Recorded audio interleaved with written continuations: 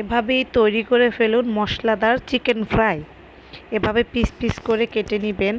তারপর দিবেন 1 চামচ লবণ, 1 চামচ আদা বাটা, 1 চামচ রসুন বাটা, 1 চামচ জিরের গুঁড়ো, 1 চামচ হলুদের গুঁড়ো, 1 চামচ মরিচের গুঁড়ো, 1 চামচ গোলমরিচের গুঁড়ো, 2 টেবিল চামচ টমেটোর সস, 1 টেবিল চামচ সয়া সস।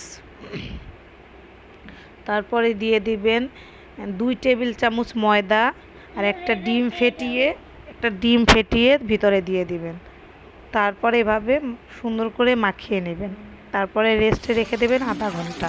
তারপর ডুবো তেলে এভাবে দিয়ে উল্টে পাল্টিয়ে ভেজে নিন মশলাদার চিকেন ফ্রাই। এভাবেই তৈরি করে দেখুন, ভালো লাগবে। এই যে হয়ে গেল আমার চিকেন ফ্রাই। আপনারাও তৈরি করে খেয়ে দেখবেন। ওকে, আল্লাহ হাফেজ।